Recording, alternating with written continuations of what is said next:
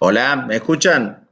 Sí, profe. Sí, profe, buenas tardes. Bueno, perfecto, aguantamos un minutito más, 21 a 15 y acá faltan, según el reloj de la compu, 3 minutos, y vemos quién más se suma y ese técnico inminente.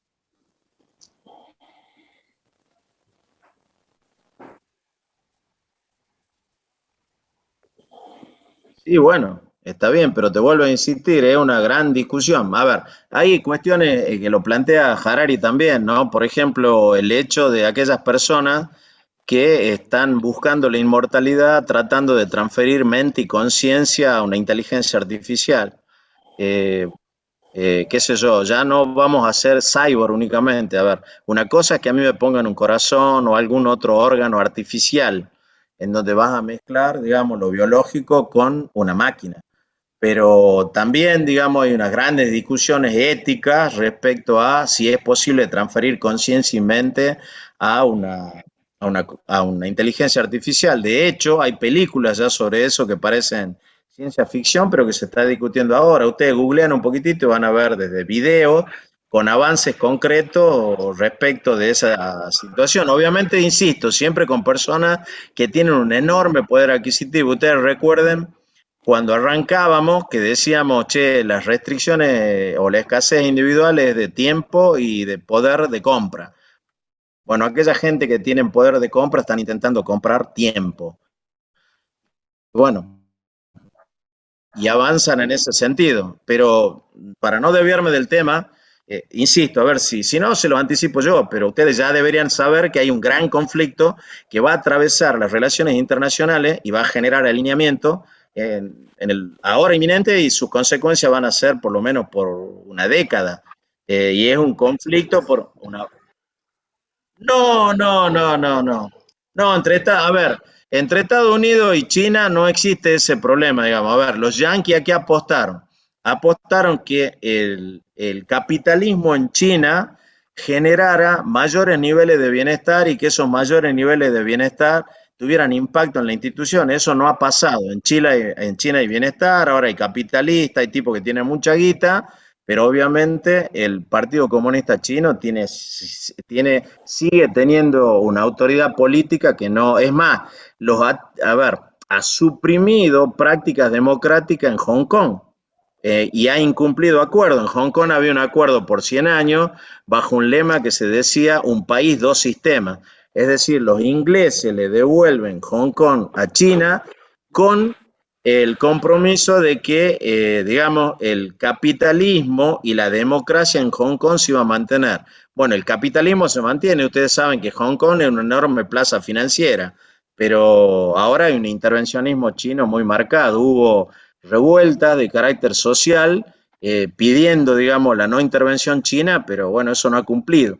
También habrá un conflicto con Taiwán, que está ahí nomás al frente de China, que siempre dicen que va a ser un conflicto, pero no es el conflicto más grande que tienen los chinos con Estados Unidos. Y tiene algo que ver concretamente con la tecnología. El 5G. El, no el 5G. La discusión y el debate que vamos a tener en el futuro va a ser si queremos que nos espíen los chinos o queremos que nos espíen los yanquis. El 5G, obviamente, es una tecnología que va a permitir, va a facilitar el Internet de las cosas. Por ejemplo, con el 5G ustedes van a tener que aprender en civil, sobre todo domótica. ¿Por qué? Porque todo se va a manejar por Internet.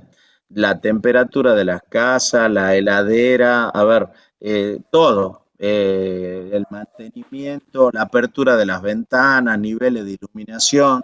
Bueno, ¿por qué? Porque eso va a permitir, el 5G lo que va a hacer es reducir el nivel de latencia que hay en la señal. Eso va a permitir, uno de los problemas que tenemos con los 3G y el 4G es que hay niveles de latencia importantes, que son los periodos en donde vos tenés interrupción de la señal. Y eso impide, por ejemplo, que vos puedas tener esos autos inteligentes que se manejan solos. Con el 5G va a poder haber, pero hay no una sospecha, fundadas muestras de que el 5G permite que se conozcan todos los sistemas y que uno tenga acceso a niveles de información de países, empresas y personas, a ver, totales.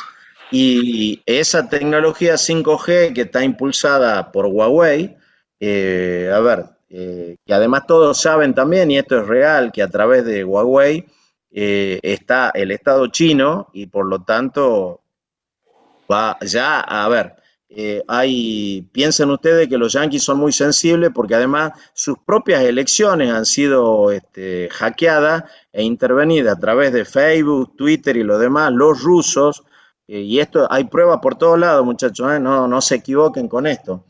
Hay pruebas por todos lados de cómo los rusos han favorecido la elección que permitió que Trump ganara. Eh, Hay desde documentales hasta libros con documentos muy precisos respecto a cómo ha sido esa intervención. Entonces los yanquis son muy sensibles, pero son muy sensibles además a que en sus áreas de influencia haya una tecnología china que le impida a ellos seguir manteniendo sus áreas de influencia y que además permita el espionaje chino a niveles impensados. Por ejemplo, la Unión Europea ya ha decidido que no va a tener tecnología china en 5G.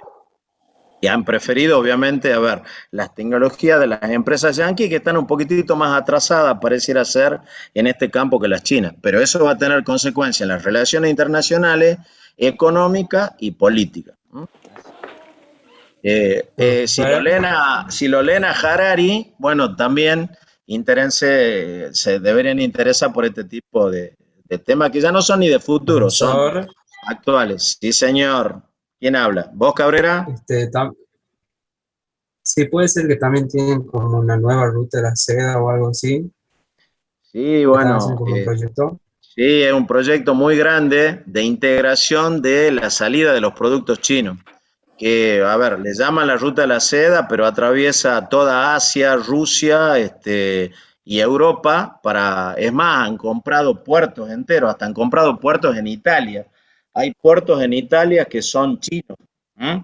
La verdad que yo tengo una especialización en relación internacional y me faltó la tesis para la maestría, la hice acá en la Universidad Nacional de Tucumán y los temas de relaciones internacionales me gustan, los sigo en la medida que puedo, pero el tema de China es interesante porque, bueno, China viene dando pasos lentos pero muy seguros en función de la expansión de lo que yo creo, no, a ver, no le podemos decir imperio todavía, pero va dando.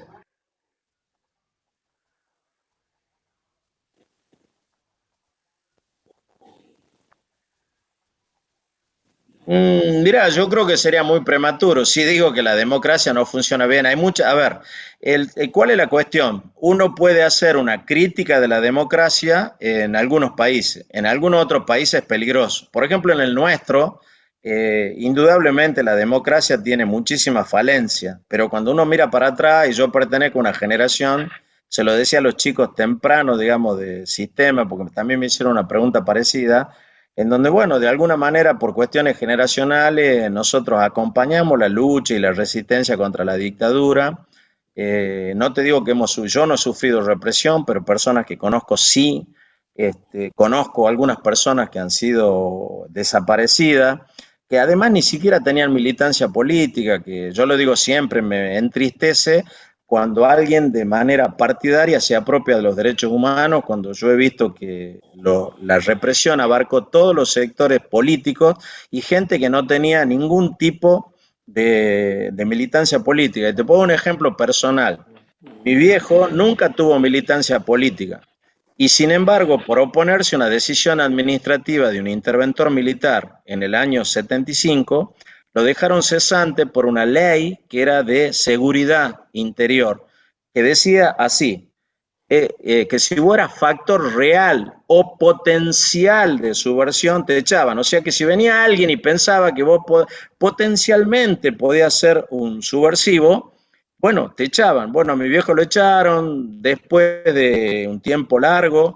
Él cobró todos los salarios caídos, obviamente siempre paga el Estado argentino, porque a veces hay gente que cree que cuando llegan los militares los gobiernos son austeros y eficientes, y la verdad que si vos mirás los números de cómo recibieron los militares después del golpe militar el gobierno y cómo se fueron, pensás simplemente que había 6.000 millones de dólares de deuda externa y se fueron con 45.000. Obviamente, a ver, y perdiendo una guerra. Y perdiendo una guerra y casi llevándonos a una guerra con Chile.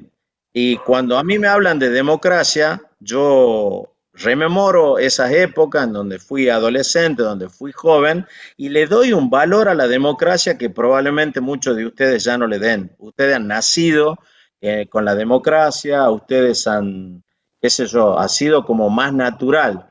Bueno, nosotros, yo vengo de una generación que recuerda vivamente, a ver, a mí el golpe militar me encontró después de una noche de, a ver, de festejos y de copas con amigos y no teníamos idea del golpe militar y estábamos parados en un vehículo frente al colegio. Golpeamos la puerta y nos dijeron, ¿qué hacen acá? Bueno, venimos a clase, ¿no? Vuelvan porque no hay actividad, el país ya estaba en estado de sitio, empezaron, bueno, y esos son recuerdos muy vívidos, muy marcados. Y bueno, hemos vivido esa época y lo recuerdo lo que era mi colegio, recuerdo las discusiones, los debates políticos y recuerdo todo lo que pasó con algunas personas que nosotros conocimos y las consecuencias que padecieron. Entonces, cuando alguien me habla a mí de fracaso de la democracia, yo, ¿qué te puedo decir? Decirte simplemente que, a ver, primero que la democracia obviamente comete, tiene errores, como toda invención humana, ¿cierto? Tiene defectos. Y que la democracia no resuelve todos los problemas, lo que hace es resuelve conflictos. La democracia es un método para resolución de conflictos, no para resolver todos los problemas.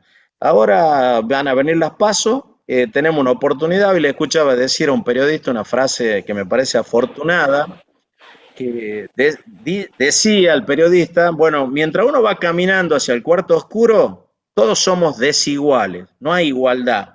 Pero cuando llegamos al cuarto oscuro, todos valemos lo mismo y todos somos iguales. Y en ese momento había que hacerlo valer.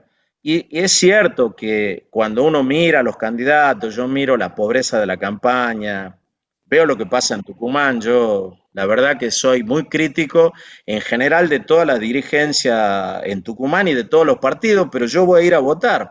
Y voy a ir a votar, a ver, no a lo mejor al candidato que me representa, pero cuanto menos, y en el peor de los casos, voy a ir a votar contra lo que no quiero que suceda.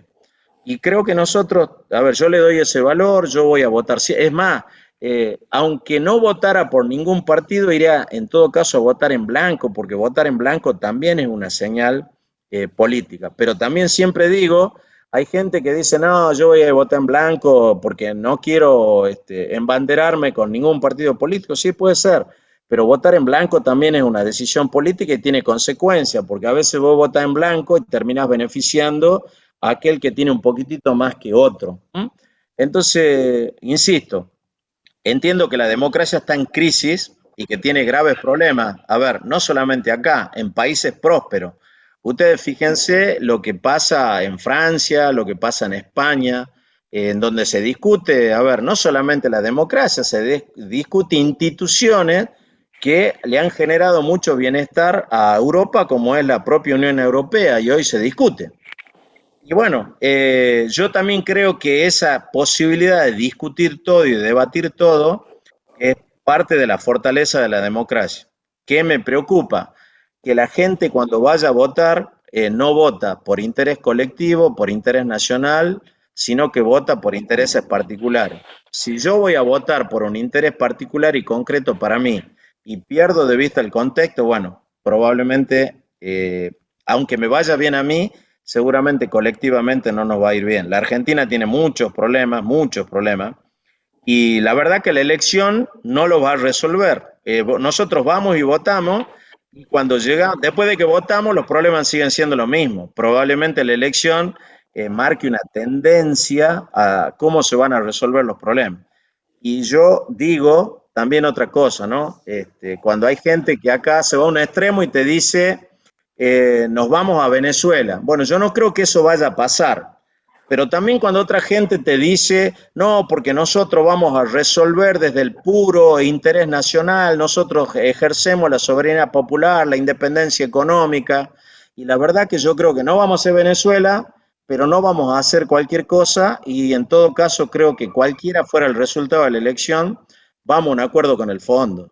Y el acuerdo con el fondo va a significar restricciones, va a significar ajustes, va a significar la necesidad de que haya certidumbre, va a necesitar que haya políticas fiscales, políticas de crecimiento.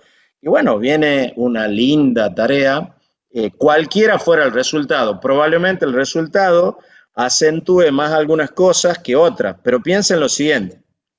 La Argentina, si no va a un acuerdo con el fondo, tiene que pagar casi 20 mil, creo que 22 mil millones de dólares durante el año que viene. De diciembre a marzo tiene que pagar 6 mil millones de dólares, ¿cierto? Y no hay forma de que los pague. ¿Por qué? Porque seguimos teniendo déficit fiscal y nadie nos presta plata. Con lo cual hay que sumar 2 más 2 y sabemos que vamos a un acuerdo con el fondo. Ahora, el acuerdo con el fondo, ¿cierto? Puede ser pataleado si es que el gobierno nacional gana una elección de manera concluyente y se va a plantar con eso. Si la elección es un poco más pareja o pierde el gobierno nacional, bueno, probablemente la discusión sea en otros términos, porque además está pasando otra cosa, que el fondo, nos guste o no nos guste, ¿qué ha pedido? Ha pedido que haya un acuerdo multipartidario. Es decir, como piensan que no debe haber, este acuerdo sería supuestamente por 10 años, eso requiere inevitablemente que aquellos partidos políticos que pudieran ser gobierno en esa década estén de acuerdo en este arreglo con el Fondo Monetario. Así que yo creo que vamos a eso, así que cuando yo escucho, determinadas, digamos, mensajes patrioteros, nacionalistas, de soberanía económica, independencia y lo demás, sinceramente no se los creo. Como tampoco creo el mensaje del otro lado que nos dirigimos a Venezuela. Yo creo que vamos, insisto, a un acuerdo con el fondo. ¿En qué términos? Ojalá que sean los mejores términos para nuestro país, pero inevitablemente creo que todos sabemos que hay el agotamiento de algunas políticas y que esas políticas no pueden sostenerse. Yo puedo dar un solo elemento. Seguimos aumentando aumentando toda la ayuda social, ¿cierto? Aumentamos los planes, aumentamos los montos, aumentamos las partidas, pero la pobreza sigue en aumento y sigue en aumento el desempleo. Está claro que ese no es el camino. Si no hay inversión de carácter productivo y crecimiento, vamos a tener más pobres y vamos a tener más desempleados. Entonces, sin dejar de atender las necesidades sociales, también hay que empezar a dedicarle plata a la inversión y al crecimiento. Si no, no vamos a salir. No hay, no hay mucho. Después podemos decir muchas cosas, pero me parece a mí que el sentido común indica que algunas decisiones inevitablemente tienen que tomarse. Bueno, Profe, chicos, sí, decime mi viejo profe, querido. la última pregunta. Sí, ¿Por qué algunos sectores piensan que el libre mercado es la solución del problema económico de la Argentina? bueno, mira, si le ponemos nombre y apellido, yo supongo que a lo mejor vos le estás diciendo por mensaje como hacete chico Milei, va, no tan chico, ya es un tipo grandecito, Claro, pero porque la mayoría de los jóvenes, digamos, tienen ahora esa perspectiva. mira, yo te voy a decir, yo pienso que la historia sirve para algunas cosas, ¿no? Y siempre cuando a mí me preguntan por esto, yo digo que alguien me preguntó y me dijo, la democracia fracasa. Bueno, probablemente nosotros sentimos que la democracia fracasa porque nuestros niveles de bienestar no son los que nosotros aspiramos y deseamos. Y está claro que entonces decimos, bueno, en este sistema no satisface mis expectativas y por lo tanto, y miro para adelante y tampoco veo que haya una solución concreta. Entonces, ¿qué hace mucha gente? Vota contra el sistema. Esto pasa en muchos lugares del mundo. Yo siempre cito lo que sucedía en Francia. En Francia había los antisistemas oscilaban permanentemente. venían los antisistemas y votaban al PC. ¿Por qué? Porque el PC hacía crítica contra la Unión Europea, contra la producción capitalista, el gobierno de los patrones, bla, bla. Bueno, entonces iban contra el sistema, votaban al capitalismo. Luego, esos votos se traducían en legisladores, diputados, alcaldes del Partido Comunista en Francia. Esa gente se incorporaba a cumplir esas funciones institucionales y cuando llegaba generaba una enorme decepción en sus votantes. ¿Por qué? Porque sus soluciones, su manera de encarar los problemas, su manera precisamente de insertarse en el sistema eran, bueno, muy parecidas a los partidos que ejercían otra representación popular, normalmente la derecha en Francia, ¿cierto? Entonces, ¿qué hacían los antisistemas?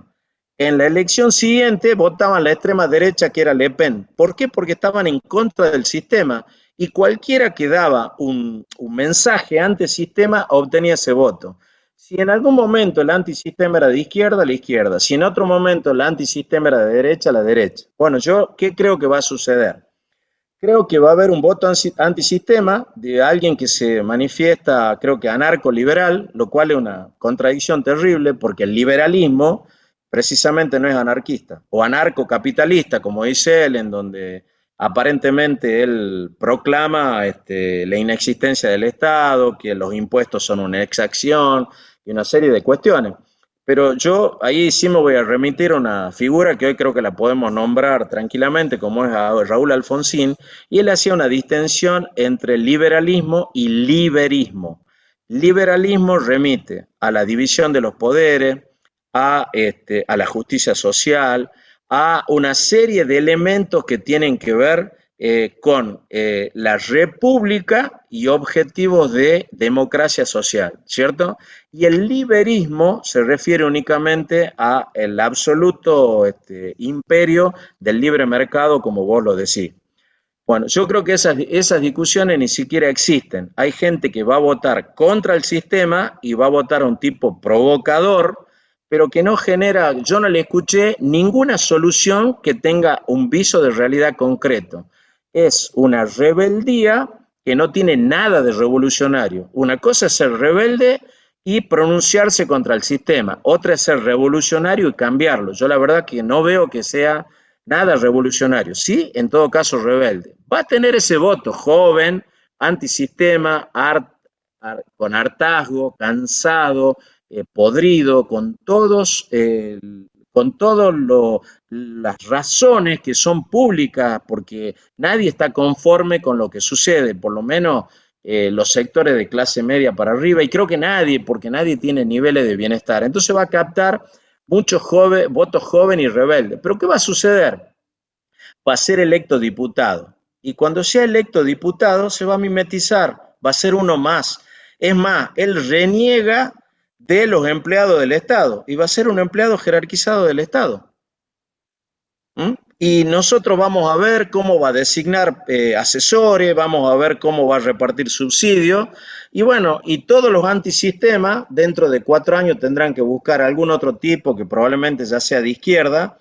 Recuerden ustedes que esto ha pasado también en la Argentina, en Salta, hace 4 o 6 años, no me acuerdo bien, en una elección de concejales, el PO, el Partido Obrero, un partido trotskista, que con todo el respeto por su ideología, porque puede haber personas que adhieren ideológicamente al trotskismo, pero que no tenían representación popular. En ese momento se llevó todos los votos antisistema y sacó 3 concejales. ¿Cuántos concejales creen que sacó en la elección siguiente?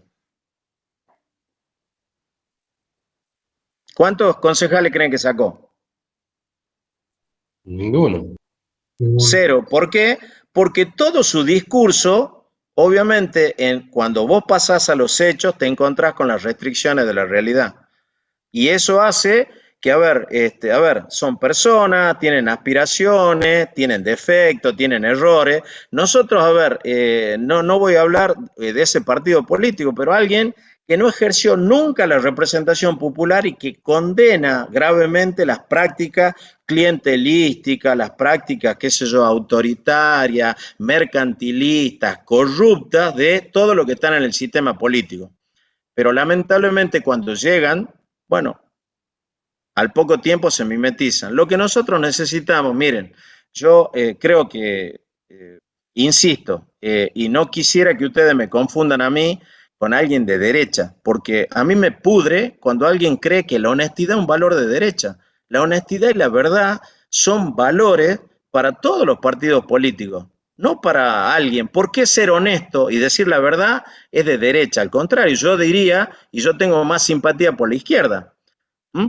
Y me pudre mucho más cuando hay gente que dice representar la izquierda, los valores democráticos, que miente y no es honesto.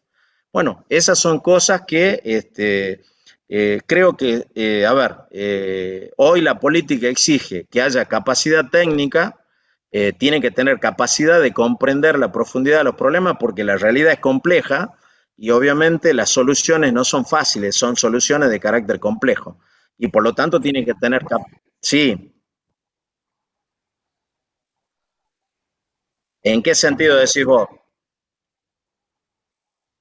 Bueno, pero es muy simple. China, a ver, China, mira, yo te voy a decir algo. ¿Por qué te crees que?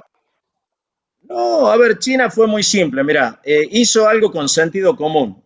Todo el mundo cree que a lo mejor China está como está por Mao Zedong, ¿no? Y sin embargo, creo que, ya me voy a acordar el nombre, pero había un dirigente chino que dijo una frase que me parece afortunada, ¿no? Que dijo, no importa si el gato es negro o rojo, importa que case ratones. Y con esas fórmulas muy simples comenzaron a trabajar, a modificar todas las políticas de Mao y hoy China es un capitalismo de Estado. Y yo te aseguro que lo que algunos estrategas occidentales han planteado en el sentido de que los niveles de bienestar inevitablemente van a llevar, como pasó con la Revolución Francesa, no es que es una cosa nueva, que aquellos que van teniendo cada vez más bienestar económico van a querer tener decisión en las políticas y en la economía. El Partido Comunista Chino es un partido de millonarios. Ya no hay comunismo en China. Y las decisiones que se toman son decisiones de carácter empresaria y obviamente dentro de ese intento de hegemonía mundial que tiene China. Y eso inevitablemente va a tener cambios. Quizás,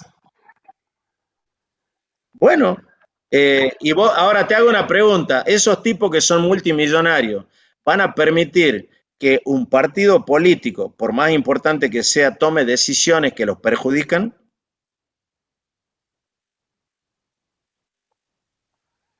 Bueno, exactamente, entonces las decisiones ya son capitalistas, no son comunistas. Y eso, a ver, y el capitalismo necesita un componente muy importante, que son instituciones y certidumbre. Cuando los chinos comiencen a tomar decisiones de carácter autoritario que impacten en decisiones empresarias, bueno, seguramente van a tener ruptura, quiebre, problemas. Mirá, han caído imperios como el persa, como el romano.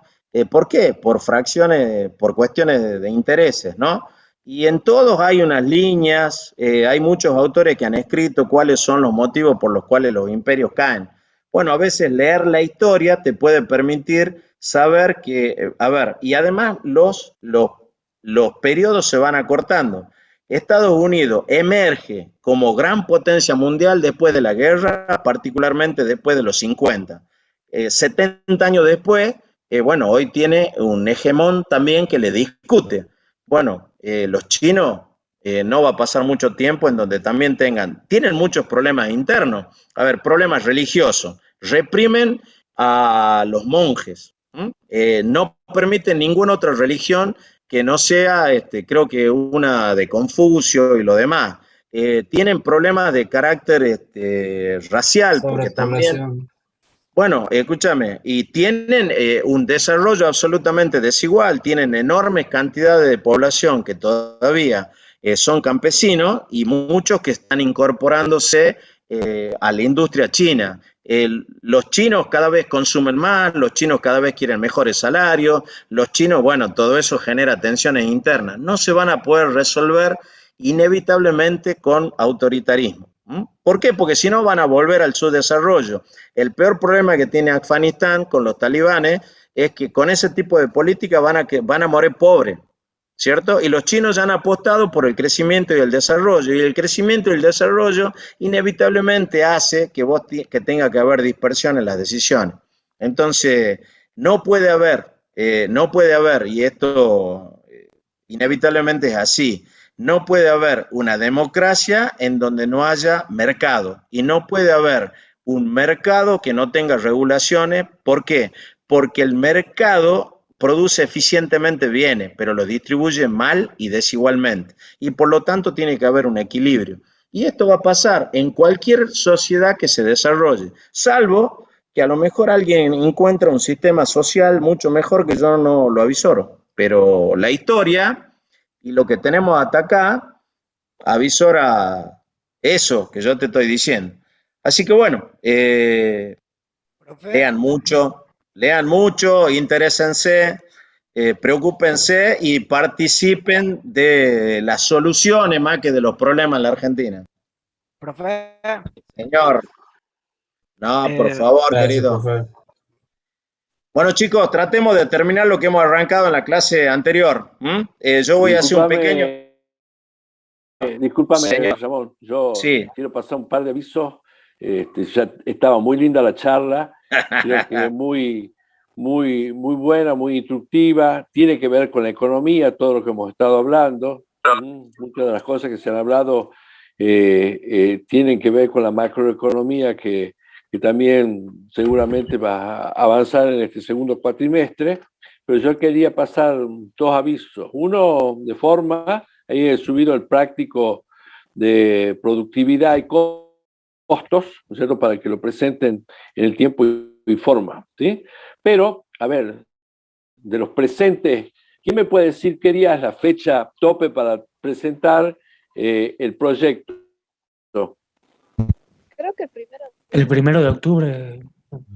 Sí, estamos a 1 de octubre, ¿sí? Y ustedes saben, y no lo voy a detallar, el estado que tiene cada uno su proyecto. Estamos a menos de 4 semanas.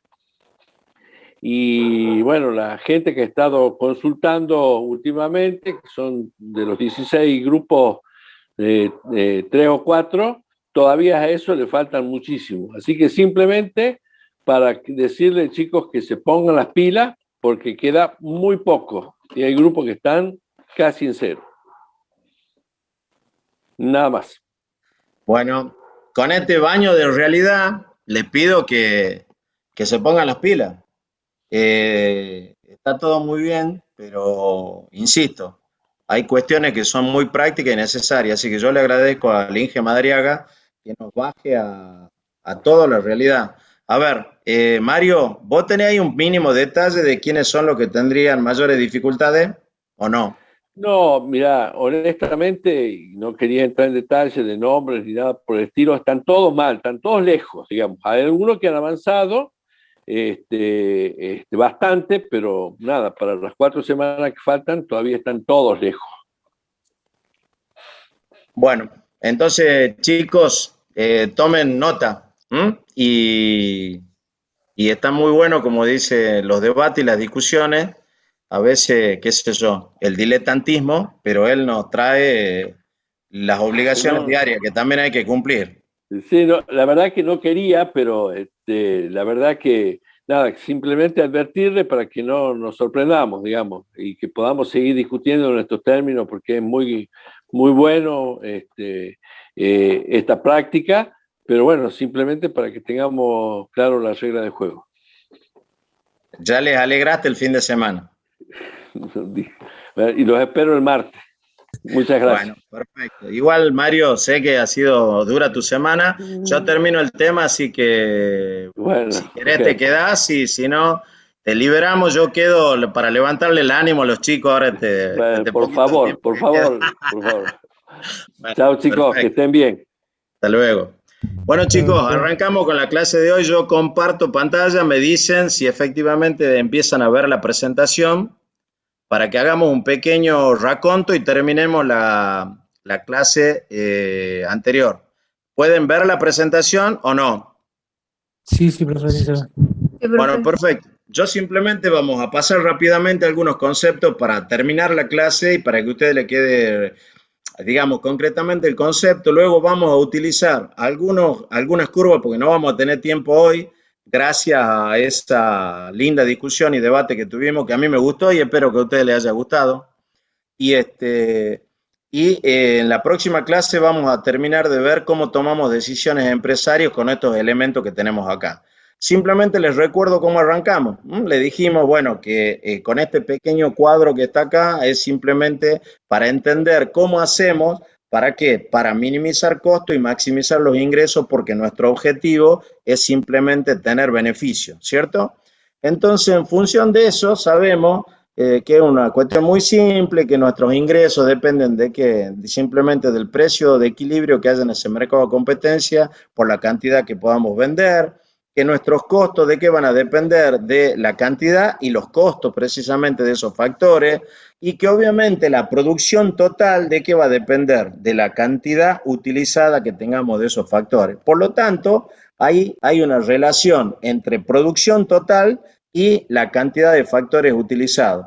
Y además, yo sé, digamos que en función de eso habíamos definido un par de cuestiones que eran importantes, que era la eficiencia técnica y la eficiencia económica. Yo, a los efectos de obtener mayores beneficios y obtener menores costos, lo que debo hacer es combinar la eficiencia técnica, que es la combinación óptima de los recursos, con la eficiencia económica, que es simplemente utilizar los factores de producción más baratos.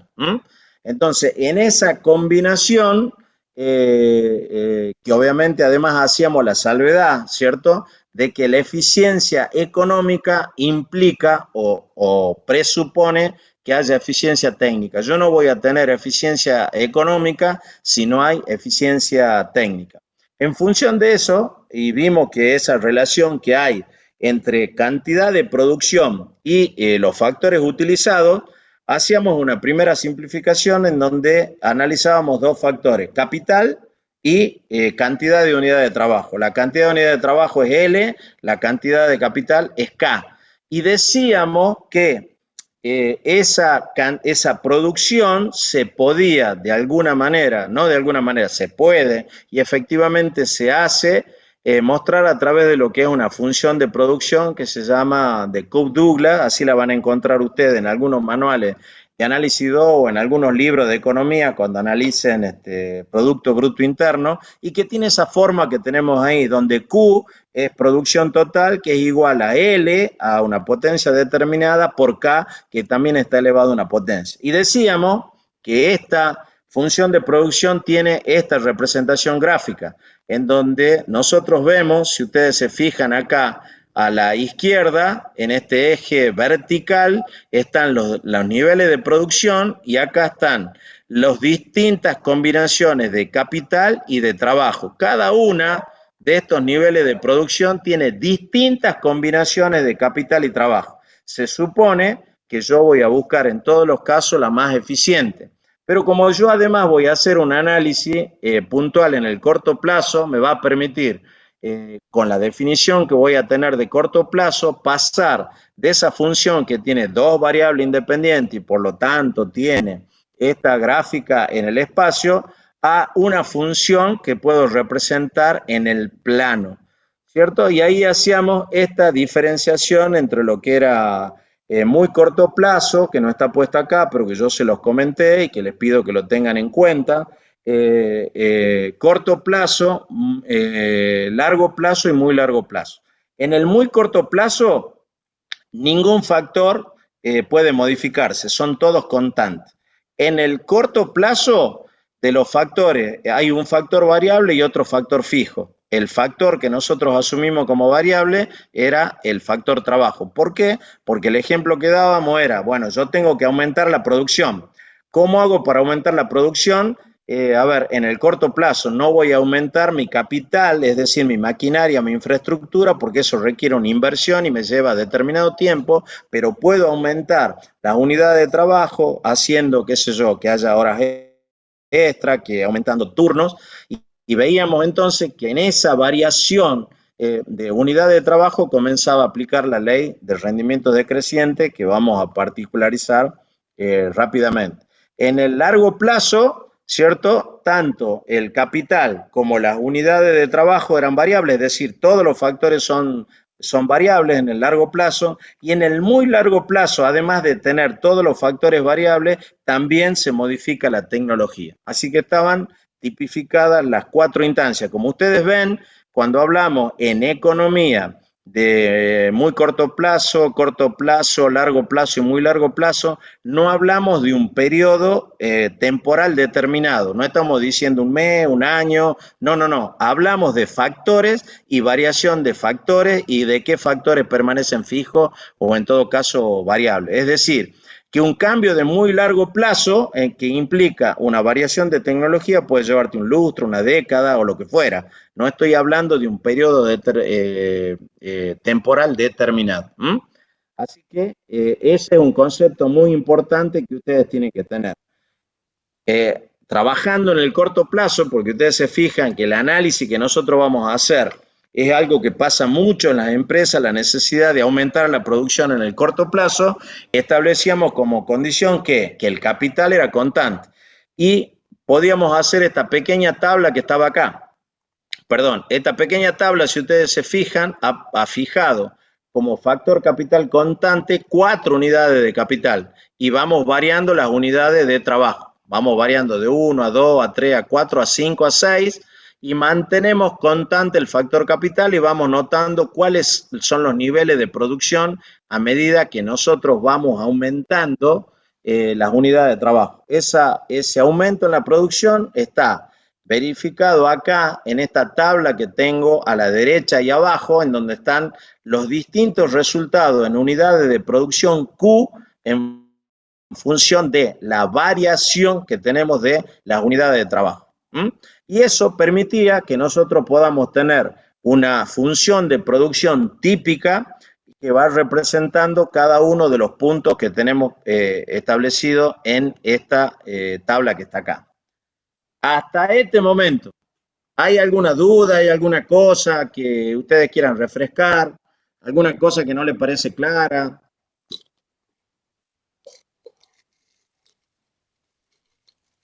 ¿No hay dudas, chicos? No, profe. ¿Seguro? Nadie tiene duda. ¿Está todo claro hasta acá? Bueno, supongo que el silencio significa asentimiento. Así que si esto es así, seguimos, chicos. Bueno, seguimos. Ahí decimos, ¿cómo cambia el nivel de producción a medida que se agregan más recursos variables, recursos fijos de la empresa? Y decimos, por la ley de rendimiento decreciente. La habíamos establecido, que decimos simplemente que a medida que se agregan unidades sucesivas de recursos variables, mano de obra e insumos, a un recurso fijo capital, el producto adicional o marginal de cada unidad del recurso variable disminuirá después de que alcance cierto punto. Eso ya se verificaba acá. Y ahí hablábamos de lo que era la productividad marginal. Yo incorporo una unidad de trabajo y tengo 12 unidades de producto. Incorporo 2 unidades de trabajo y tengo 28 unidades de producto, ¿cierto? La primera unidad incorporó 12 unidades de producto y la segunda 28 menos 12, es decir, 16. Con lo cual acá estoy en un periodo de productividad marginal creciente, es decir, el aporte que hizo a la producción el último trabajador que se incorporó fue superior al anterior. Ahora bien, incorporo 3 unidades de trabajo y eso me da 36 unidades de producto total. Cuando resto 36 de 28 me encuentro que estoy con 14 y ahí veo que ya hay una pequeña disminución. Es decir, que aumenta la producción total, pero va disminuyendo la productividad marginal. En ese momento la productividad marginal es decreciente. Nosotros vamos a ver curvas en donde obviamente relacionada con la función de producción vamos a ver cómo hay una etapa creciente y otra etapa decreciente y un punto de inflexión en lo que sería la productividad marginal y la producción total. Traten de no marearse, vamos a ver las curvas una por una, pero ustedes noten que yo puedo ir aumentando mi producción total, pero a la vez va a haber una primera etapa creciente del producto marginal, luego va a llegar a un punto donde se estabiliza, un punto de inflexión, y a partir de ese punto de inflexión, la productividad marginal va a comenzar a ser decreciente. ¿Eso significa que mi producción total va a caer? No, la producción total va a caer cuando la productividad marginal corte al eje horizontal y por lo tanto va a volverse negativa, y al volverse negativa sí mi producto total va a caer como nosotros vemos acá. Si vemos este punto que está puesto acá, que sería el punto 5, yo ahí tengo 40 unidades de producción, y cuando agrego un trabajador más, lejos de aumentar la producción, mi producción cayó a 36, como está claramente puesto en la tabla y reflejado en este gráfico. Por lo tanto, si yo hubiera dibujado abajo de la función de producción la curva de producto marginal, en ese punto que llega al máximo va a cortar el eje horizontal y se va a volver negativo. Todo eso vamos a ver los gráficos para que ustedes puedan verificarlo totalmente. Entonces, fíjense, ¿por qué pasa eso? Por la ley de rendimiento decreciente, que básicamente se explica por qué. Porque si tengo un recurso fijo y otro variable, a ese recurso variable cada vez le corresponden porciones más chicas del recurso físico y por el recurso fijo, y por lo tanto tengo un decrecimiento. Recuerden también, es probable que a alguno que le interese y lo lee va a encontrar algunas críticas a esta ley, pero esta es una ley casi diríamos de sentido común. Por ejemplo, si nosotros nos ponemos a estudiar y nos ponemos a estudiar fuertemente, por ejemplo, el proyecto que nos pidió el Inge Madariaga. Bueno, yo tengo un rendimiento a la primera hora, un rendimiento a la segunda hora, otro rendimiento a la tercera hora, y si yo me pusiera a estudiar, ustedes fíjense que es muy probable que al final de a las 10, 11, 12 horas, mi capacidad de adquirir conocimiento ya sea simplemente negativa. Es más, es probable que yo alcance tantos niveles de confusión que en vez de aprender, probablemente me genere problemas mayores de comprensión del texto que yo estoy encarando. Por eso es que nosotros decidimos estudiar determinado tiempo y luego dejamos de estudiar. Este es un ejemplo muy concreto de lo que nos sucede que nos pasa a todos, me pasaba a mí y seguramente le pasa a ustedes. Vamos a rendir un examen final y los últimos 3, 4 días tratamos de aprender toda la materia. Bueno, indudablemente a veces eso resulta contraproducente porque semejante esfuerzo físico implica rendimientos decrecientes y por lo tanto no podemos aprender no solamente toda la materia, sino que además es probable que al final encontremos algún concepto que nos pone en duda algunas cosas que nosotros creíamos que habíamos aprendido y bueno, y dábamos por sabido. Pero digamos que es casi intuitiva la idea de que uno tiene rendimientos decrecientes cuando mantiene digamos, un factor fijo. Lo único que vamos a ver acá es simplemente una diferenciación, lo que es productividad media de producto marginal. Productividad media es simplemente la producción total por el número de unidades de trabajo. Si yo vuelvo acá y digo, bueno, 36, fíjense, dividido en 6, mi productividad media sería igual a 6. Es la producción total dividida por la unidad de trabajo. Ahora bien, la productividad marginal es el aporte que hizo el último trabajador que se incorporó a la producción. Entonces, el aporte que hizo el último trabajador cuando yo incorporé la sexta unidad de trabajo es menos 4, es negativa. ¿Por qué? Porque mi producción total decayó en 4 unidades. Y esa es la forma en que ustedes comprenden rápidamente la diferencia entre productividad marginal y productividad media. Fíjense que tenemos una productividad media positiva, pero una productividad marginal negativa cuando incorporé el sexto trabajador. ¿Está claro este concepto? Sí, profe, sí. Sí, se sabe. ¿Vos? Mira, la veo acá, Maite Morales. ¿Me escuchás, Maite? Sí. ¿Lo entendiste el concepto? Sí, lo entendí porque... Bueno, perfecto, mira. La ley de rendimiento decreciente. Perfecto. Entonces te hago una pregunta concreta, a ver si me lo demostrás. Cuando incorporo el cuarto trabajador cuánto es la productividad media y cuánto es la productividad marginal en la tablita esa que está derecha y abajo. Sí. Y bueno, y la productividad media sería la producción dividida por el trabajo, que sería 40 dividido en 4. Sí. Y la producción marginal sería lo que aportó el último trabajador agregado. O sea, por ejemplo, 40 menos 36 dividido en 4 menos 3, ¿podría ser? No. La primera parte está bien. A ver, vos me dijiste, productividad media, perfecto, 40 dividido en 4. Después me dijiste, el aporte que hizo el último trabajador. Cuando incorporo el cuarto trabajador, ¿cuánto es ese aporte? Aportó 4. 4, en este caso coincide, pero simplemente una casualidad. Vos Claro. pasaste de 36 a 40 y por lo tanto incorporó el producto marginal es 4 y la productividad media en ese punto también es 4 porque es 40 dividido en 4. ¿Alguien tiene alguna duda sobre esto? Está muy bien, Maite. ¿Alguien tiene alguna duda sobre este concepto? ¿No es 10, profe, la media? Ah, perdón, sí, tienes razón. Es 40 dividido en 4 es 10. Tenés razón. Está muy bien que estés atento, Juan Pablo. Muy bien, es perfecto. ¿Lo entendés porque, Maite, es 40 dividido en 4 igual a 10? Sí. Bien, gracias.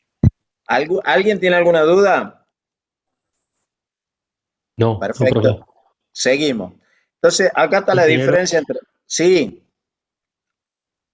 yo le quiero preguntar una cosa. ¿La curva de producción no debería llegar a una constante en realidad? ¿por qué? Porque yo Explícame. entiendo que si uno aumenta obrero o aumenta gente, quizá no me van a rendir más, pero la producción puede quedar estable, digamos. Te vuelvo a insistir. No es una recta por una razón muy simple. Es que por la ley de rendimiento decreciente, tu capital físico comienza a decrecer. Si vos te fijas, mira, volvemos para acá. En este periodo, a ver, espera que puedo ubicar el cursor. ¿Lo mirás al cursor? Sí, ¿Lo ves al ingeniero. cursor? Fíjate que desde 0 hasta este punto que vendría a ser el punto 2, creo, fíjate que prácticamente una recta. ¿Lo ves? Ve Sí. que es prácticamente una recta, pero a partir de ese punto, por la ley de rendimiento decreciente, comienza a decrecer tu producción. Si no tuviera la ley de rendimiento decreciente, yo te podría decir, sería una recta así, con No, una pero digo pendiente de... yo, si la gráfica entiendo yo que la gráfica me define la producción que yo estoy teniendo en mi empresa, bueno, donde yo estoy. Si Sí, yo, supongamos, aumento más capital humano, pero mis máquinas están a full, no, perdón. Vos pensás que la restricción es la siguiente, ¿cierto? Decimos, lo único que modificamos son unidades de trabajo. No estamos incrementando capital. Cuando yo vengo acá y te digo el capital ese cae fijo, ese capital fijo es la suma del capital físico más el capital humano. No puedo modificar capital. claro, sí entiendo, digamos, esa parte, pero yo Perdón, ¿por digo, qué te digo? ¿Por qué te digo? Porque vos fíjate, mira, acá tenés Q, ¿cierto? Que es la producción, que es una función de qué? De L, que es variable, y de una constante que igual a 4. Esa constante 4 es capital. Ese capital está comprendido por el capital físico y por el capital humano. Entonces no hay ninguna modificación de capital. y por eso, ¿por qué empieza a decaer entonces la producción? Y te vuelvo a decir, por la ley de rendimiento decreciente. Porque yo tengo, mira, te puedo dar un ejemplo. Esto está muy aplicado con el tema de la agricultura y te vuelvo a dar el ejemplo concreto. Vos ponete vos el ejemplo, te pones a estudiar, estudias 2 horas, ¿cierto? Vos tenés el mismo rendimiento a las 2 horas que a las 4 horas. No, Vos pero, cuanto más, entonces esta curva está en relación al rendimiento, no en sí a por lo que yo supuesto, es a produzco. la ley de rendimiento, por supuesto, porque el rendimiento, ¿cómo lo ves? Lo medís con dos cosas. Una parte es el aumento, la producción total, y otra parte es el producto marginal, es decir, ¿qué me aporta cada trabajador que yo pongo ahí? Cuando vos te pones a estudiar, vos tenés un capital fijo que sos vos. ¿Y cuál es lo variable? El tiempo. Entonces vos vas estudiando, pero vos tenés un capital fijo. Y bueno, hay un momento que a lo mejor vos, tu curva de aprendizaje es creciente. Hay un momento que se estabiliza y en otro momento que comienza a decaer. Y puede ser, como yo te decía hace un rato, que si vos te pones a estudiar 15 horas seguidas, es probable que llegue un momento que llegue a niveles de confusión por el cansancio que tenés, que haga que inclusive descienda en conocimiento que vos creías que tenías aprendido. Esto es lo que vos ves solamente que aplicado a una industria, a un bien, a un servicio. En la agricultura se ve mucho mejor. Yo puedo tener una hectárea y digo, bueno, tengo 10 trabajadores, entonces tengo el factor tierra y el factor capital, digamos, fijo, ponele, y voy a variar, suponete, únicamente voy a variar un insumo como es un fertilizante. Y empiezo a agregar fertilizante. Inmediatamente yo, ¿qué puedo ver? Que voy aumentando fracciones crecientes del fertilizante y voy a aumentar la producción. Pero puede pasar que a lo mejor ya empiezo a meterle fertilizante y los incrementos en la producción no son los mismos que inicialmente. ¿Por qué? Porque a cada aumento de fertilizante le va a... Un segundito.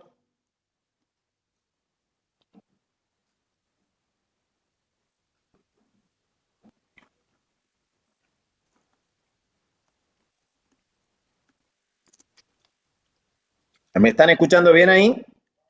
Sí, que No, tenía un pequeño problemita con internet que gracias a Dios lo pude resolver. Lo que decía es lo siguiente, vos tenés una hectárea y tenés 10 tipos laburando, comenzás a meterle fertilizante, le pones fertilizante y notas que inicialmente tu producción crece, pero hay un momento que vos le seguís agregando fertilizante y ya tu producto marginal se estabiliza.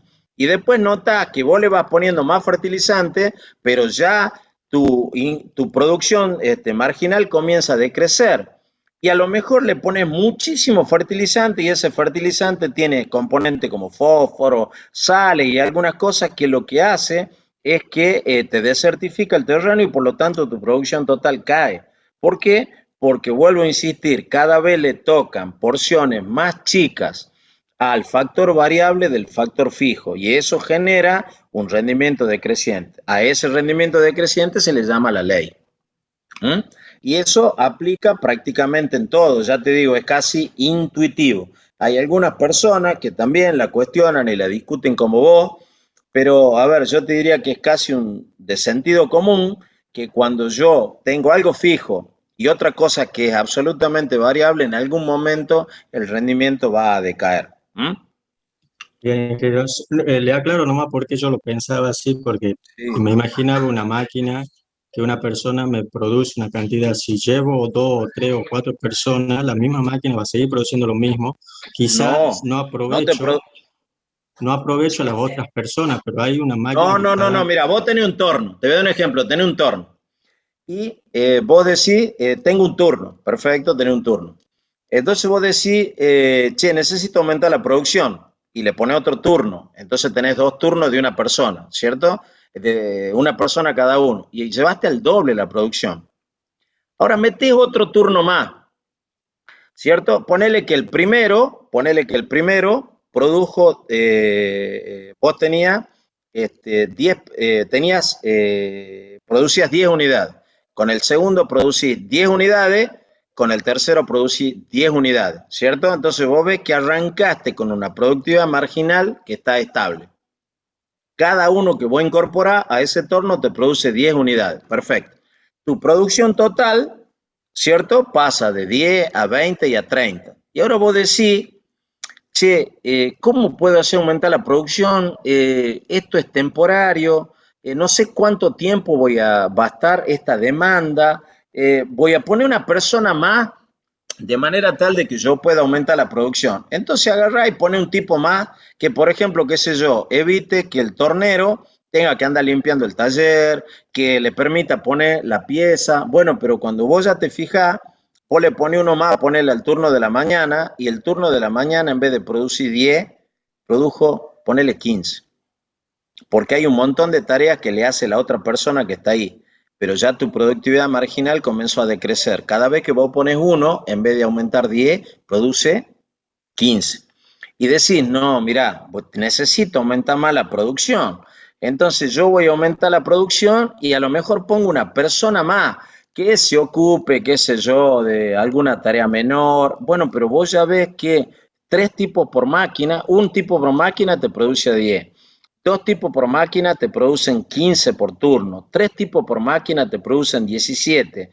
Y así va a pasar que vos vas a ir aumentando personas en cada uno del turno y a lo mejor llega un momento que pones tantas personas que se estorban, que a lo mejor hay un accidente de trabajo, que a lo mejor hay una discusión, que a lo mejor hay una serie de cuestiones que hacen que la producción total, llegado a cierto punto máximo, en vez de crecer, comience a decrecer y que tu productividad marginal sea negativa, es decir, que cada vez que vos pones una unidad de trabajo más, efectivamente tu producción caiga. ¿Por qué? Porque cada vez que vos pones un factor variable más, que en este caso es trabajador, le está correspondiendo una porción menos del factor capital fijo, que es el torno. Ese es el concepto. No sé si he sido claro. Sí, ingeniero, muchísimas gracias. No, por favor, Diana. Bueno, seguimos. Entonces vemos esto, acá está esto que decíamos, productividad media, productividad marginal. Acá hay un ejemplo que es similar a lo que hemos visto. Ustedes ven en la primera columna cómo van aumentando los números de trabajadores, en la segunda columna cómo va aumentando la producción total, en la tercera columna cómo va movilizándose o variando la productividad marginal del trabajo. Ven cuál es el costo fijo de la fábrica, cuál es el costo variable y el costo total de los insumos. Y ahí tienen, una tabla que si ustedes la analizan le da exactamente la misma función de producción. Estas son definiciones muy concretas, que es productividad total, media y marginal del trabajo. La productividad total no es otra cosa que la producción total, es decir, el número de unidades de producción. Si yo voy a esta curva que está acá, es simplemente lo que yo veo en esta función de producción. Yo me vengo hasta acá y fíjense, en este punto tendría 36 unidades de producto, acá tendría 40 y acá vuelve a bajar a prácticamente 36. Bueno, entonces fíjense que la producción total está representada en esta curva de la función de producción. Y luego están las otras definiciones que tienen que ver con esto que acabamos de definir, que es la productividad media y la productividad marginal. Y vamos a ver las curvas y las vamos a contrastar con la función de producción. Fíjense, acá tengo la función de producción y tiene 3 etapas diferenciadas, ¿cierto? Esta es la etapa creciente, esta es la etapa decreciente y esta es la etapa negativa. Si ustedes se fijan, acá en verde, obviamente, para identificarla bien, esto que es la productividad marginal, en esta etapa es creciente. En esta etapa, ¿qué significa? Significa que el trabajador que incorporo o la unidad de trabajo que incorporo produce más que la anterior. Llegamos a un máximo, este máximo que está acá, si yo lo llevo arriba, ese es un punto de inflexión. A partir de ese punto de inflexión, esto que era convexo pasa a ser cóncavo, ¿cierto? Y me encuentro en la etapa decreciente. Si ustedes se fijan, es fácil verlo porque acá cualquier incremento en la unidad de trabajo va aumentando la producción de manera importante. Pero acá en este punto, cuando yo paso de aumentar trabajadores, ¿cierto? Perdón. Yo paso a aumentar trabajadores que están en este eje horizontal, por eso dice recurso variable. Fíjense que si paso de este punto a este punto, la variación es mínima, es muy chiquita. Pero acá, si yo paso de este punto a este punto, me fijo cuánto aumenta la producción y el aumento es notable. Por eso acá es la etapa creciente, esta es la etapa decreciente y esta es la etapa negativa, en donde si ustedes se fijan en esa parte azul, ya la curva de productividad marginal ha cortado. el eje de horizontal y se vuelve negativo. Acá está mucho más claro todavía, con mucha mayor precisión dibujada, y por eso la pongo acá. Y le he pedido que definan qué, los puntos A, B y C. El punto A es el punto de inflexión. Si yo le pregunto, ¿dónde se produce el punto de inflexión? Ustedes tienen que decir, el punto de inflexión es donde deja de ser convexa a ser cóncava, y ese punto de inflexión coincide con un máximo de la productividad marginal que está puesta ahí en amarillo. El punto B es el punto en donde se denomina óptimo técnico, es la mejor combinación de los factores. Ahí tengo óptimo técnico. ¿Y eso coincide con qué? En donde la productividad marginal corta a la curva de productividad media que está puesta en rojo, y es el máximo de la productividad media. Cuando me voy al punto B, me encuentro con el óptimo técnico. Es decir, que si yo le digo, ¿cómo podría identificar el óptimo técnico? Ustedes me tienen que decir, es el óptimo, digamos, es el máximo del producto medio, y es el punto en donde la productividad marginal corta a la productividad media en el máximo. Y si vamos al punto C, al punto C, que es la máxima producción, esa máxima producción se produce cuando la productividad marginal corta al eje horizontal, en donde está representada la cantidad variable, que son las unidades de trabajo, trabajadores, y a partir de ese punto se vuelve negativa.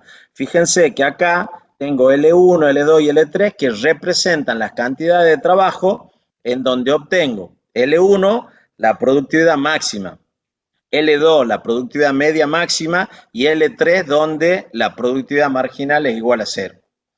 ¿Hay alguna duda en la interpretación de este gráfico, chicos?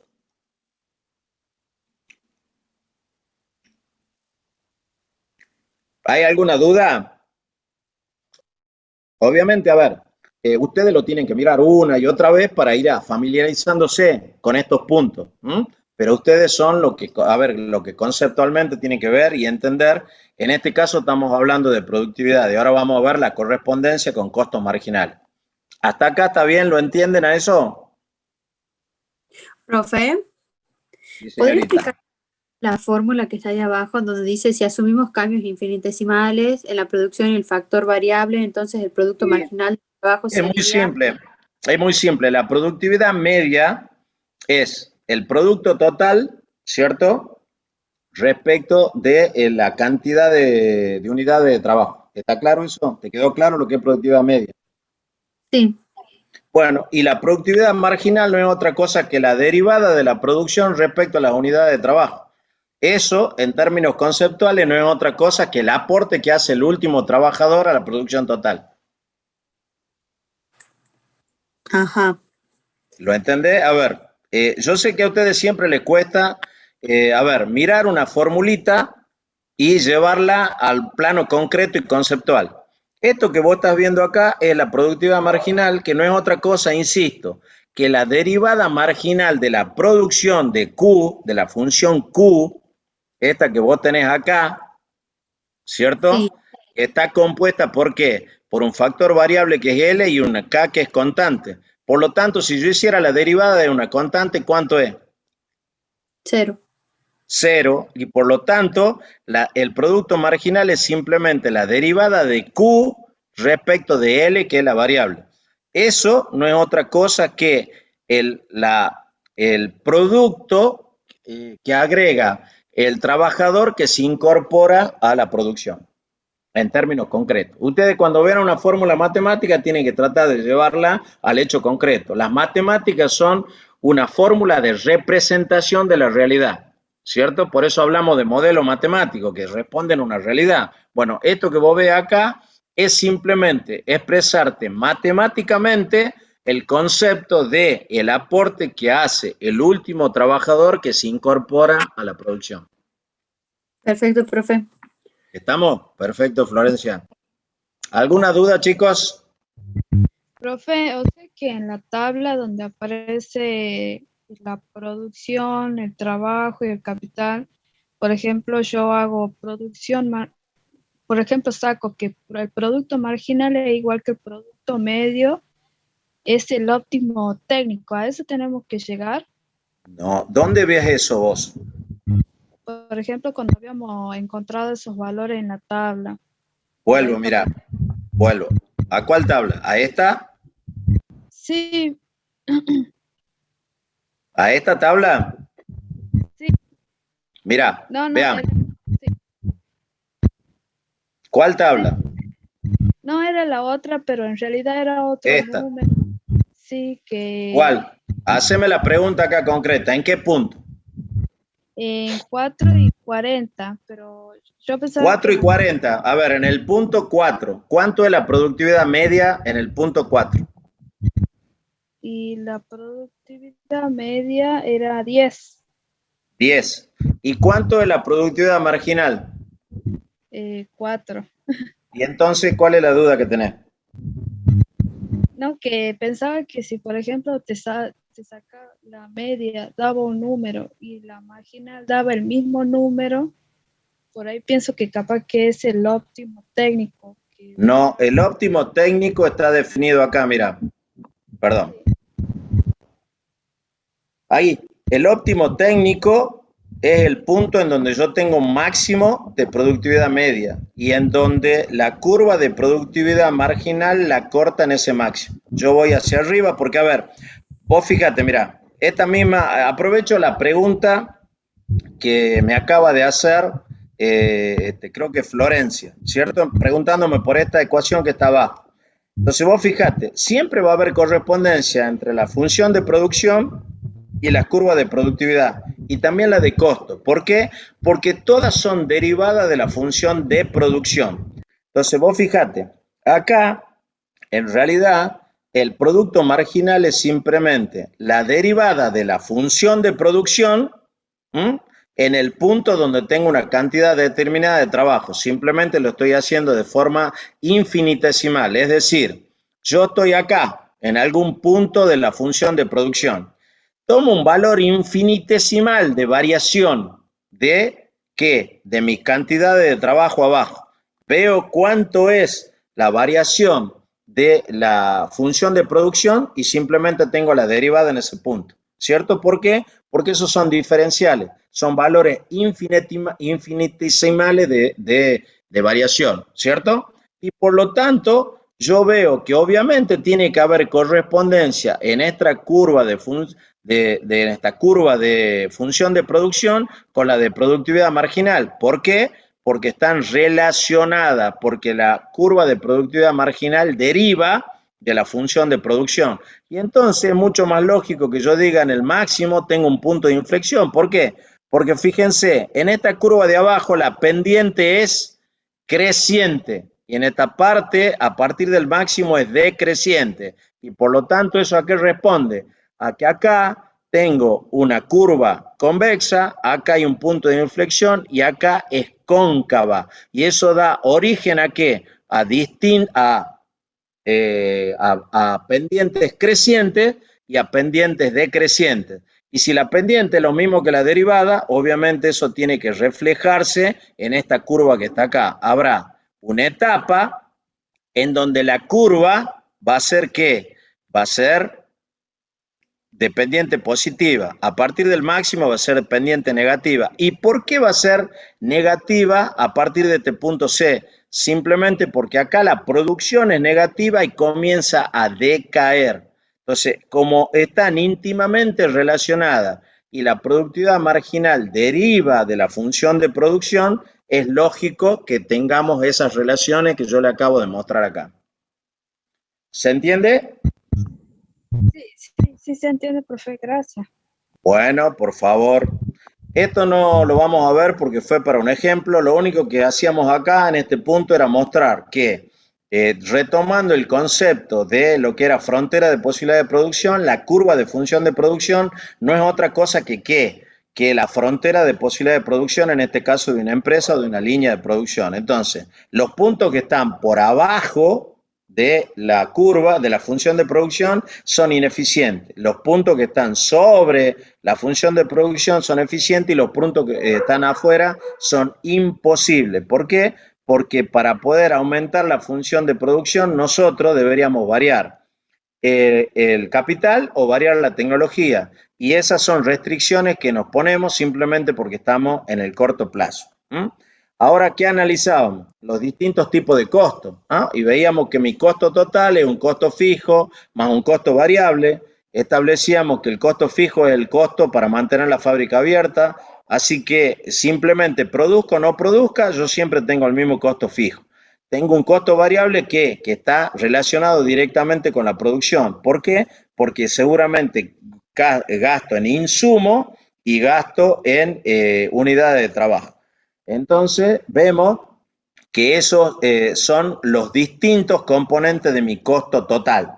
Hacíamos una pequeña distinción en donde puedo tener costo total promedio, costo fijo promedio, costo variable promedio, y es simplemente dividirlo por la producción total, ¿cierto? Y acá hacíamos una pequeña, una importante distinción, otra vez tomando el concepto de análisis marginal, en donde decimos, el costo total promedio nos indica el costo de una unidad típica, pero no nos indica cuánto cambiaría el costo total si aumenta la producción en una unidad.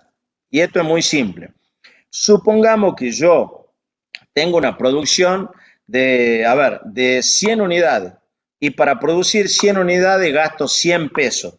¿Cuánto sería mi costo promedio? ¿Un peso? Un peso. Ahora bien, yo para producir 99 unidades gasté 97 pesos. Para producir las 100, ¿cierto? Gasto 100 pesos. ¿Cuánto es mi costo marginal de producir una unidad más cuando pasé de la 99, que salía 97, a la 100? 3 pesos. 3 pesos. Ese es mi costo marginal. Y también es una derivada de ¿qué? De la función de producción. ¿Por qué? Porque ustedes fíjense, en este caso, el costo marginal es una derivada del incremento del costo total cuando produzco una unidad más respecto a la variación de la producción. Es decir, yo aumenté mi costo total 3 pesos y aumenté la producción en una unidad. Esa variación es lo que me permite a mí saber cuál es el costo marginal. Por lo tanto, el costo marginal también, al ser una derivada de la función de producción, está íntimamente relacionada con la función de producción, con la productividad marginal y media, y obviamente eso se refleja en las curvas de costo marginal y costo medio, que son estas que vemos acá. Esta no tanto porque esta me está mostrando costo total y costo variable. Mi costo fijo es simplemente una recta, ¿cierto? Mis costos variables, como ustedes ven, van variando, es decir, ustedes ven que acá en el eje vertical está el costo que está en pesos, ¿cierto? Y a partir de acá vemos cómo va creciendo,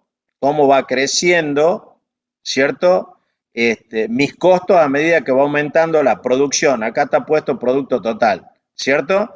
Entonces, la suma de ese costo fijo más este costo variable me da esto que son mis costos totales. Y si fíjense otra vez, siempre tengo un punto de inflexión a partir del cual a la izquierda tengo rendimientos crecientes y a partir del punto de inflexión a la derecha tengo rendimientos decrecientes. Bueno, eso es lo que efectivamente, digamos, se verifica cuando analizamos costos fijos, totales y variables. Pero lo que a nosotros nos interesa es esta relación. Estos son los costos totales, estos son los costos variables, ¿cierto? Y estas son las representaciones típicas de los costos marginales, que es este que tenemos acá abajo, el costo total medio y el costo variable medio. Si ustedes se fijan, sobre todo fíjense en el costo marginal y el costo variable media, y son la inversa de las curvas de productividad. Las curvas de productividad son como montañitas y las curvas de costos son como U. Entonces, ¿por qué? Porque todas derivan de la misma función de producción, solamente que tienen una relación inversa entre ellas. Estas son también otras curvas típicas de costo, muy similar a las que tenemos acá, y está puesto simplemente por lo siguiente, para que ustedes vean también lo mismo. Este lo que nosotros tenemos acá es, acá en naranja, la curva variable promedio, ¿cierto? Y vemos que en este caso el costo marginal corta a la curva de variable promedio en el mínimo, y lo mismo hace con la curva total promedio, es decir, a la inversa de lo que pasaba con la productividad. Y obviamente en ese punto, si yo fuera hacia arriba, me encontraría con el óptimo técnico, que es el punto donde la productividad marginal corta en un máximo a la productividad media. En este caso, el costo marginal corta en un mínimo al costo variable promedio. ¿Se entiende la diferencia o no? ¿Se entiende la diferencia, chicos, o no? Sí, profe.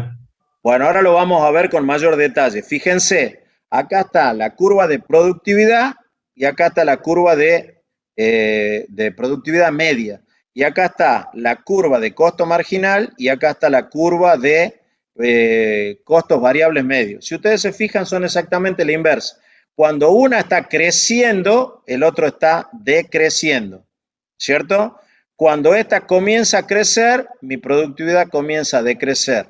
Y si fíjense, se ve con toda claridad cómo la curva de productividad media es exactamente la inversa de los costos variables medios. ¿Se entiende eso?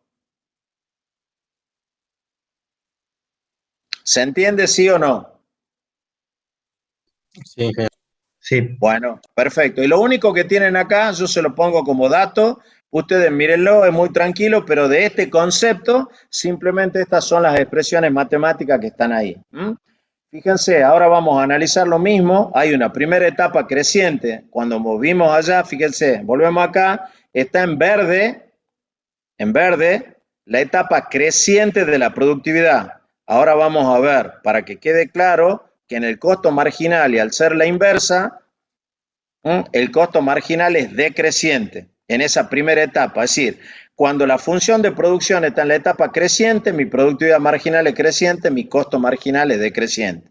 Esto sucede en la segunda etapa. El punto mínimo que yo tengo ahí del costo marginal es el punto de inflexión de la función de producción. En rojo está puesto la etapa creciente del costo marginal, la etapa decreciente de la productividad marginal y la etapa decreciente de la función de producción, ¿cierto? Ahí lo tienen mucho más claro. Ahí está la curva arriba de productividad media y abajo la curva de costo marginal.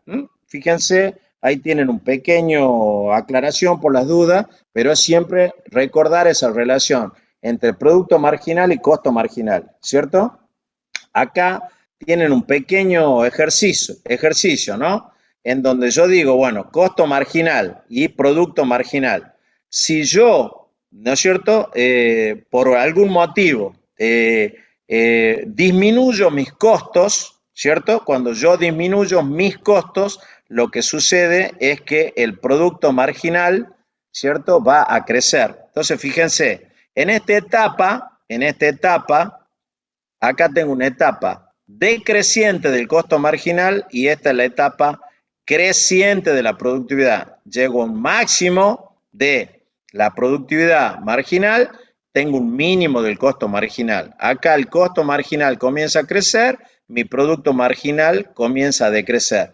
Y acá es lo mismo en relación al costo marginal y el costo variable promedio con la productividad marginal con la productividad promedio. Es simplemente para reforzar la idea de esta relación inversa que tienen en todos los casos. Y acá, fíjense, hay una pequeña relación entre la función de producción, los costos de producción, la curva de oferta, ¿cierto? Este concepto es importante porque vamos a ver la próxima clase que en realidad esta etapa que yo tengo acá creciente del costo marginal, en realidad es la curva de oferta de la empresa y lo vamos a demostrar matemática y gráficamente. No lo vamos a hacer ahora, lo vamos a hacer la próxima clase. Pero ustedes fíjense, si por ejemplo, fíjense, acá ponemos, si se produce un cambio tecnológico, yo puedo preguntar, ¿qué pasa con la curva de costo marginal? Si hay un cambio tecnológico, mis costos van a bajar. ¿Por qué?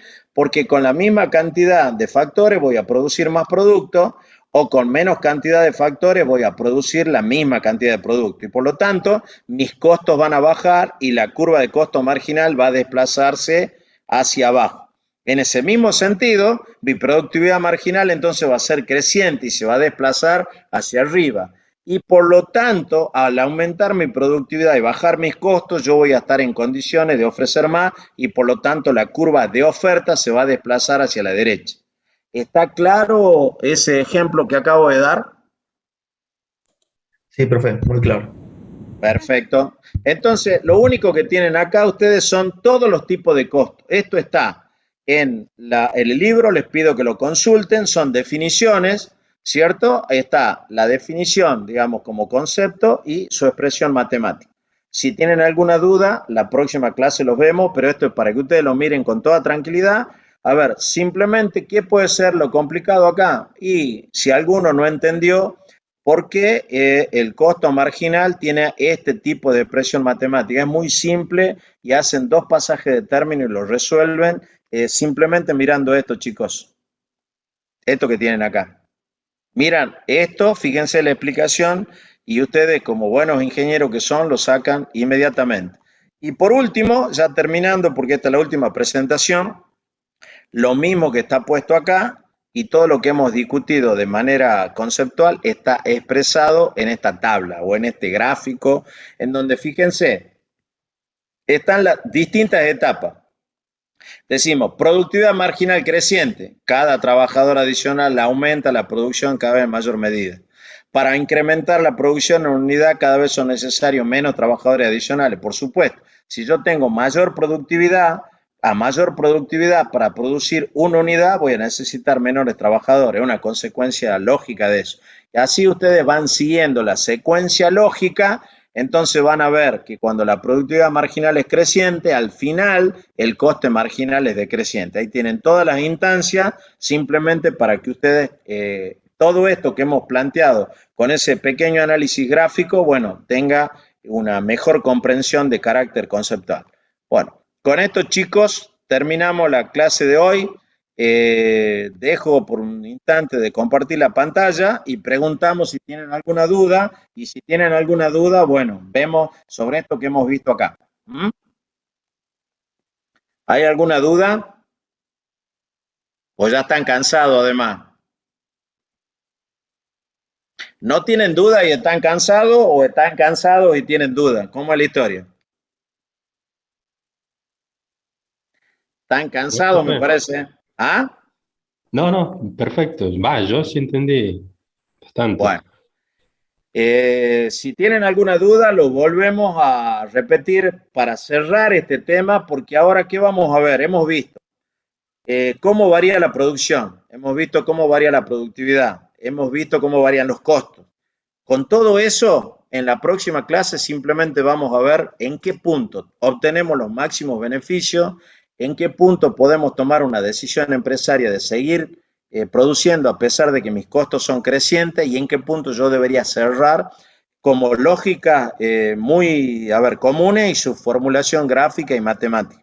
Eso cerraría toda la etapa de lo que sería costo de producción y microeconomía, y a partir de la clase, digamos, del próximo fin de semana, vamos a tener en todo caso charlas más amenas como la que arrancamos la clase, ya vinculada a cuestiones de macroeconomía, que no es que no tienen planteos de carácter formal, pero bueno, permiten un abanico de discusión muchísimo más amplio que las cuestiones microeconómicas. Recuerden que en cuestiones microeconómicas casi no hay discusión. Ahora, en macroeconomía podemos discutir y mucho. Así que, salvo que haya alguna pregunta, me voy despidiendo de ustedes, chicos.